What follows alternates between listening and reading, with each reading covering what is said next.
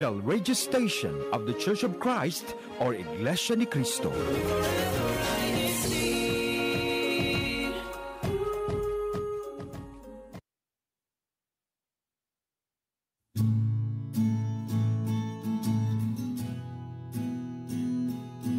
Hello, good morning, good afternoon, good evening to everyone tuning in. Whatever.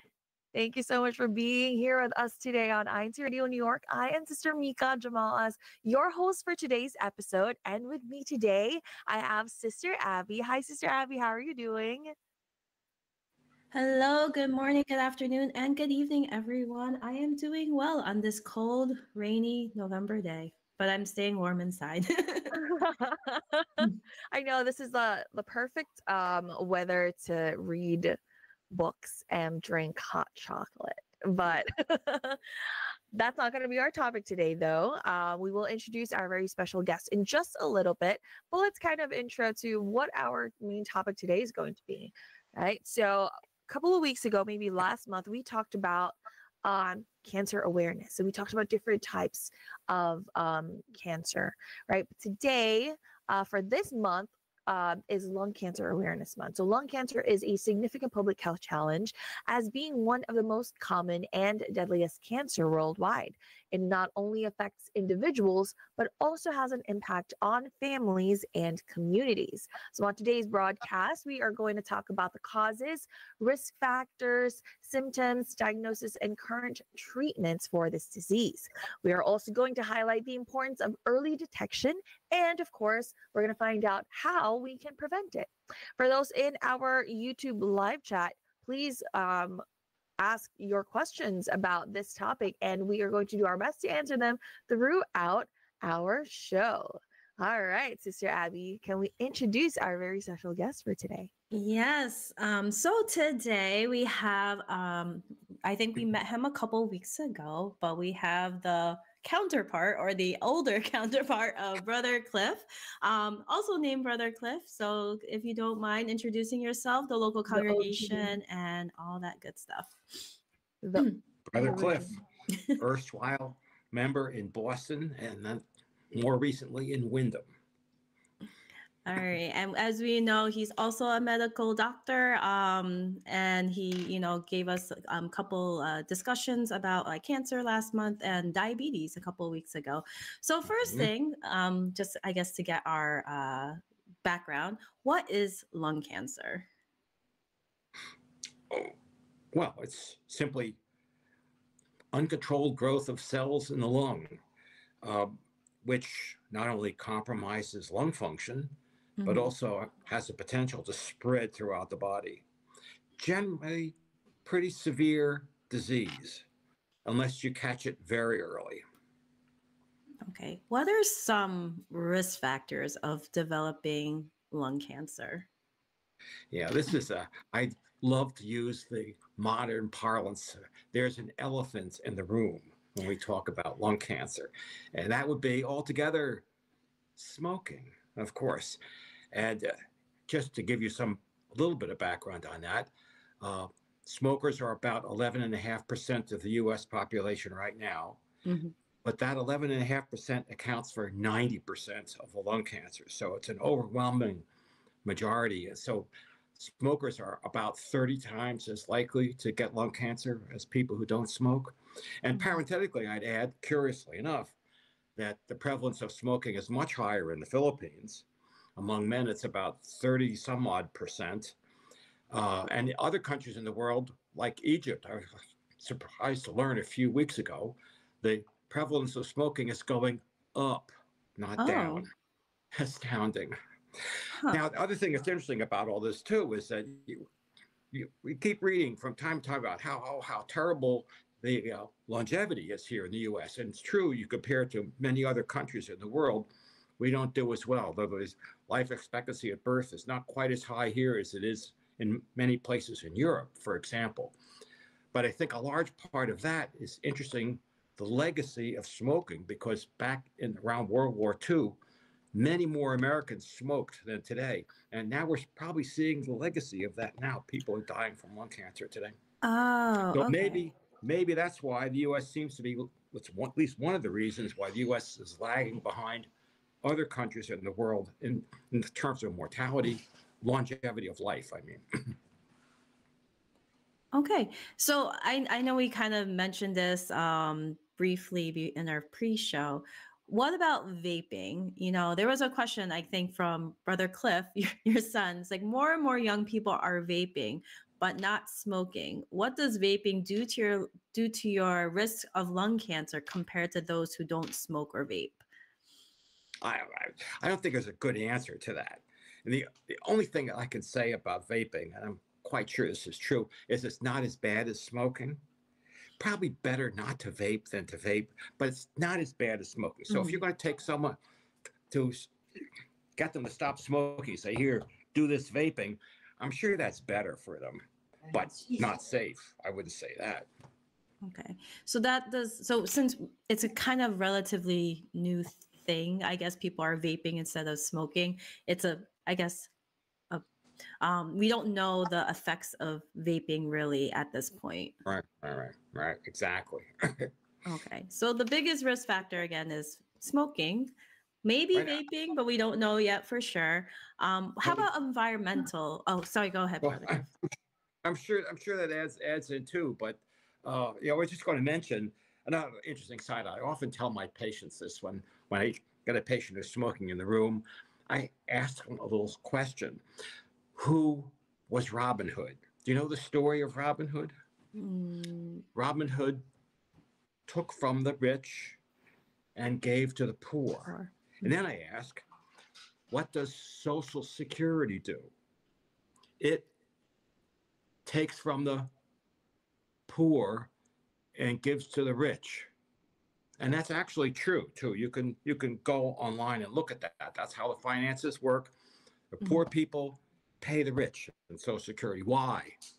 Well, it comes back to our topic, the elephant in the room. It turns out that people with lower income smoke more than people who have higher income. And so the people who smoke die young. They pay in, but they don't collect. And when people who don't smoke pay in and then they collect. Okay. So I ask, do you really want to support some rich old bastard in your life later on? And so I don't know how often it's been successful in getting people to stop, but I hope it's done some good. Okay. Other than smoking and even secondhand smoke, what are other environmental risk factors we should be aware of to reduce our risk of lung cancer? Well, one that's very well known is radon. It comes out of rocks. It's found in a lot of homes, especially up here in the Northeast. So you should, generally, when you buy a house, you want to have radon checked. It comes out of the basement into your house, and when you breathe it in, it leaves radioactive particles in your lung, and that certainly contributes to lung cancer. But again, this is this much lung cancer. This much is smoking, and then of course you can ask the question, and I don't think there's a great answer on this, but if you breathe a lot of dirty air, like you live in a big city and you're breathing all this exhaust all day, that can't be good for you. But I don't think anyone has a really great answer as to how bad it is. It's just not good. Okay. Has there anyone, because Sister Abby mentioned secondhand smoking, right? And we've all heard that secondhand smoking, even that is bad for you. Has there ever been anyone who has had lung cancer because of secondhand smoking? Well, it's hard to sift out all the other causes that we have for lung cancer. I mean, there are a bunch of them, and sometimes people with no known risk factors end up with lung cancer. And I think that's true of a lot of cancers. We don't know why they happen all the time. And so, I mean, I know, what would you say? If your husband smokes and you don't, you'd kick your husband out of the house? I don't like secondhand smoking. I don't know. We don't want to do that. I mean, smoking in general is not good. We shouldn't smoke because there's a host of, other than lung cancer, there's also a risk for other types of cancers associated with smoking. But yeah, so if you're having trouble, again, talk to your provider, try to get those tools that at least try to stop smoking so that in the long term, you can have, healthy lungs and live a long life. So, Right. so Yeah, we try to get people to stop smoking, and at least we have some crutches today, which we didn't have before. mhm. We have nicotine patches and gum, and you actually don't even need a prescription to buy that stuff anymore. We have, Chantix that works fairly well, but of course, even among people who take Chantix, most of them are not successful. But it beats trying to do it cold turkey. And then there are other medication which seem to have some effect, like bupropion. Uh, but ultimately, it comes down to wanting to do it. Yes. So discuss with your primary care provider, whoever you need to speak to find those tools that you need to kind of take the next step to a healthier lifestyle. So we talked about the risk factors. We talked about what is lung cancer. What are some warning signs that we should be aware of that we may be at risk or we may have something wrong with our lungs? Well, I mean, the risk factors are pretty ordinary, coughing and phlegm and discomfort. But if you wait for those things to happen, it's generally too late to do anything approaching a cure. So that's why now it's recognized that people who put themselves at high risk, although just indicated for smokers yet, is the so-called low-dose CAT scan. They take a picture of your lungs and see whether there are any nodules in there. If they're like this, that's probably okay. But if they're like this, no. So you want to catch it when it's small. So those scans are now indicated for anyone who's either smoking now or stopped less than 15 years ago. Your lungs really remember 15 years ago. They remember that smoke. 50 years of age and had what they call a 20-pack year history. For all you non-smokers out there, it means smoking a pack a day daily for 20 years. Yuck. Yeah. If you really think of, go ahead, Sister Mika. Yeah. So even if, like, let's say you are older, even if you stopped smoking for a long time already, but if you smoked like really badly or like a lot back then, you're still at risk for lung cancer. Yeah, that's thought to be true. That ever smoking, probably if you ever smoked, it probably gives you a higher risk of developing lung cancer than a person who's never smoked. But certainly as the years go by, the risk gets less and less. But I think it's pretty astounding that for 15 years after you stop, your risk is essentially the same as though you're still smoking. I mean, that's astounding, isn't it? Woof. Yeah, 15 years is a long time, but still your body remembers. That's right. It does indeed. It remembers all that crap, I'll tell you. Yeah. And the other cancers, I should mention too, as you mentioned there before, but the cancers of smoking are not just the lung. Of course, that's the most common, but anywhere from your mouth, your throat, your lung, your bronchus, and all the way down your intestine too, the esophagus, the stomach, the colon, the rectum, even the rectum. Can you imagine? Liver, pancreas are also increased, as well as myeloid leukemia. Astounding. How much of those are due to smoking is not quite so clear, but certainly for most of those, the risk is at least doubled by smoking. At least. Okay. So I know the question is, it's like there's a certain criteria of, I guess, qualifying for these low dose CAT scans. Like, it's like, I'm not a smoker, but I'm really was exposed to secondhand smoking when I was younger, or like I'm just concerned of having lung cancer because of my environmental exposures. How can those kind of people qualify? Or can they qualify to get those screenings, or is it difficult at this time? Well, I mean, it basically is a public health service recommendation, and they've given these criteria for who qualifies. And I think the fact is, of course, CAT scans are expensive, and insurance companies don't want to pay for it unless some august body has said, oh, it's really needed. And so they've confined it to just those people I mentioned before, 50 or older, 20 pack year history within 15 years of stopping smoking. Could it be indicated for others? Well, sure. I guess the only question is who's going to pay for it. And typically, insurance isn't going to want to pay for it. Mm.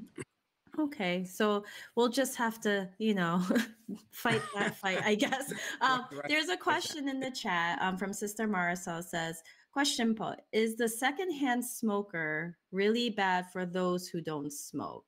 I guess their question about like how bad is secondhand smoke? Like how bad really is it? I don't think I can give you a number on that. The only thing I would just revert back to what I said before. It's only this much of lung cancer that's explainable by things other than smoking. So it probably isn't good for you, but how bad, I don't think I can give you a number. Okay, fair enough. All right. So we talked about I'm sorry. No, go ahead. Go ahead. How about if you have a family history of lung cancer? Like, let's say your grandparents or one of your parents or your uncles or whatever had lung cancer. Can that also increase your risk, whether you smoke or don't smoke? It probably does, but it's again, it's not a major contributor, but probably does. It's not included in the formula for low dose CAT scan, so you don't have to have a family member who's had lung cancer to get a CAT scan if you have those other qualifications. Okay, so I got my low dose CAT scan, or I think I have lung cancer. What are my options for treatment for lung cancer? Well, I mean, you'd love to try to cure it, and typically the way you do that is by literally cutting it out. But you can really only do that if it's relatively small. And one of the other problems with doing a larger lung resection is typically people who smoke, not only do they have a risk for lung cancer, but they'll have crummy lungs. And so they have what's called COPD. So they can't breathe. And if you take away a portion of their lung, the breathing is even worse. And so that makes that a problem. And then from that point on, you're on to things like radiation and chemotherapy. There are a whole bunch of new chemotherapies out there which work for some selected varieties of lung cancer, but not all. Radiation works, of course, but it's filled with immediate and late side effects, neither of which are any fun. Okay. So is lung cancer a death sentence, you would say, or it's really all about prevention and early detection, right, Brother Cliff? Exactly. I'd say I think now that probably the survival is somewhat better than it used to be with lung cancer, but it's really not great. And, you should stop, frankly. That's your prevention. I guess other than like not starting to smoke or trying to quit smoking, any other things that we can do to like really reduce our risk of lung cancer? I mean, I guess there's endless debate about that, about whether some dietary supplements might be effective. I don't think anyone has any proof that that's true. And so you watch out for what we know, and that is stop. Just stop.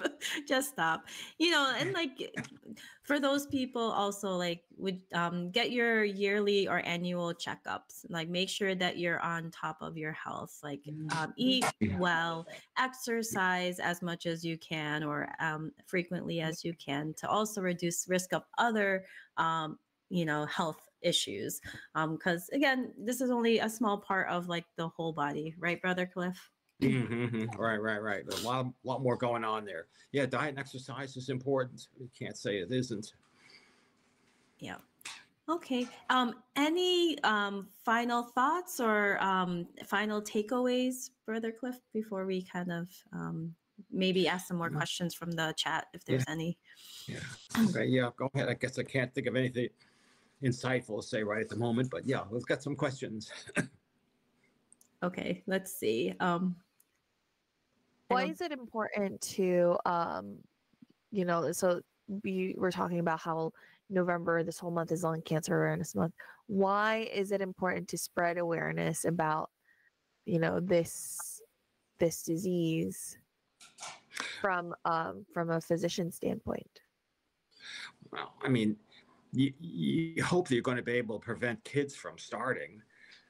And I think that's really the goal, because it's one of those pernicious habits. It's pretty easy to start and awful difficult to stop. And so if you can prevent someone from starting, that's a good thing. Okay. Yeah, I mean, I don't know the statistics, but I know back in the couple years, like when we weren't born yet, but the smoking companies were the advertising was pretty prevalent, right? About certain types of cigarettes or whatever. But now you don't see much advertising of cigarettes. But I guess our issue is now vaping. So even though you mentioned that it's not as bad as smoking, but because we just don't have enough information about vaping. Right. So I guess the younger people, we just have to be more concerned about the effects of vaping. Right. I have, interestingly enough, some commercials published in papers about 70 years ago, which touted one of the virtues of smoking. Do you know what that is? A good thing that results from smoking? You lose weight. Oh. And so there were advertisements showing a beautiful actress on this as now just reach for a lucky instead of a sweet. You see, and you'll lose weight and be beautiful. Yes, that's actually one of the so when I used to work for an internal medicine doctor, every time we would ask someone to like quit smoking or whatever, they would say that you might gain weight. Well, I think Yeah. it's almost invariable that you gain weight when you stop smoking, and it ranges between 10 and 15% of your body weight. So it's very substantial. But smoking is a terrific method to lose weight. It's just got lots of stuff. You just have a lot of bad things that come along with it. Right. Yeah, I mean, I guess that's like I don't know what to say, but it's kind of interesting how people's minds work. It's like, oh, but I'm losing weight, I don't want to gain weight, but you have all these other negative stuff associated. They don't want to put in the hard work, and also I feel like in movies and social media, they show people and it looks cool. So I feel like that also, helps put into these people's minds that, smoking is cool, Right. So that's not good. Probably applies to me too, because I was in college and I got encouraged to smoke. Peer pressure will do it. Oh, be just like my friends. Not good advice. There's a question in the chat. So from again, Sister Marcel, does intense exercise really help our lungs? Oh, absolutely. And I think there's abundant evidence out there that people who exercise more live longer. Good thing. Okay. And it's also some objective measures of your body, like your exercise capacity. I mean, even just everything else is better with more exercise, but it's hard to get people to do it. Yes. I mean, it's again the hard work, sometimes we always try to find the easy way out, but usually when you have to put the extra hard work, there's more reward at the end, right? Indeed. Right. There is another question from the other brother, Clifford Sturba. He said, oh no. Cancer also makes you lose weight, but is that desirable? You're skinny, exactly. but you have cancer. That's not good. Right. So, so if you want to lose weight, exercise more. And now, of course, these days, we have all this panoply of new drugs like Ozempic, sort of the first one on the block, but there are others like it, which are quite effective for weight loss. And, those are being used more and more these days, just simply to cause people to lose weight. They seem to work very well. Of course, there's not a heck of a lot of experience with them yet, but they don't seem to have a lot of horrible side effects. Just unfortunately, they're injectable, but only once a week. Yeah, I know that's a whole big topic about weight loss and medications and whatnot. So we'll definitely have to bring back our guests to talk about like weight loss and whatnot, and because Mhm. we can definitely delve into that topic. So I think this is about the time where we kind of slowly try to close out the show. Any greetings or shout outs, Brother Cliff? We thank you again for being on and talking to us about lung cancer awareness and giving us more knowledge. But any greetings or shout outs you have? I'm good. Greetings to my family. I think Clifferson's listening in. Paul and LR, and maybe Amelia even. Yeah.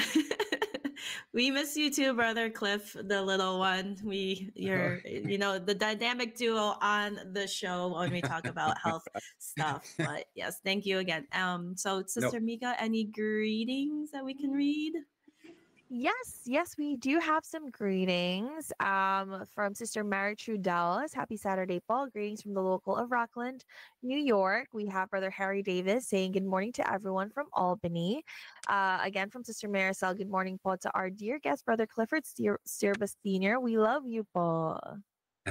Nice. Okay. Appreciate that.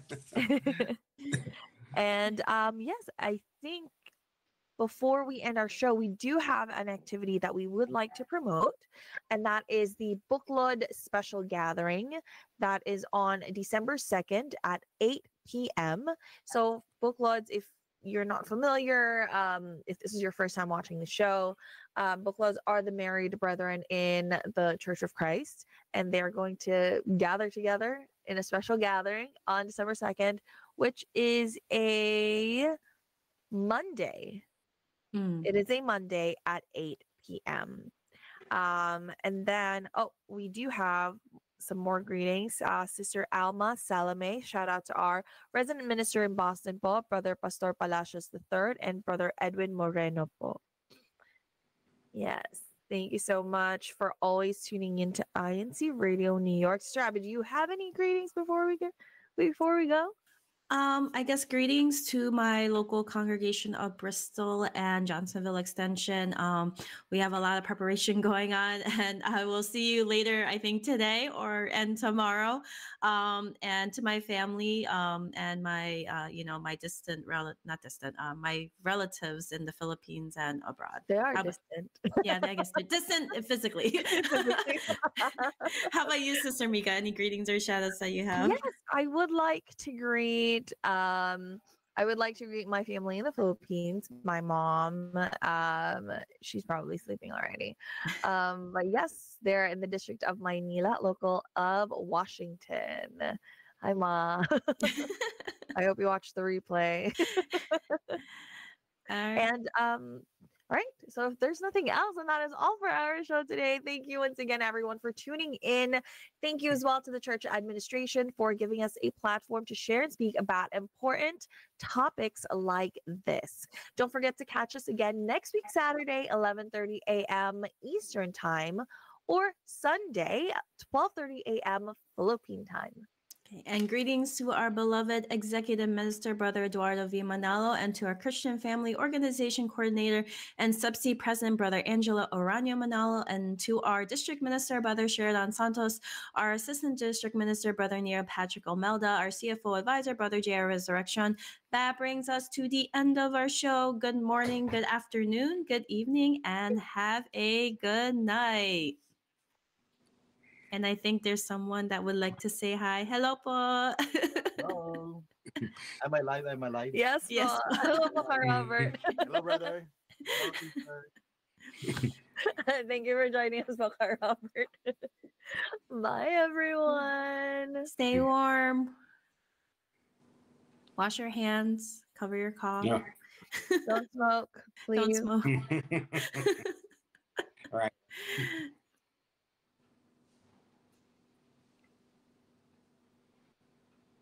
All right.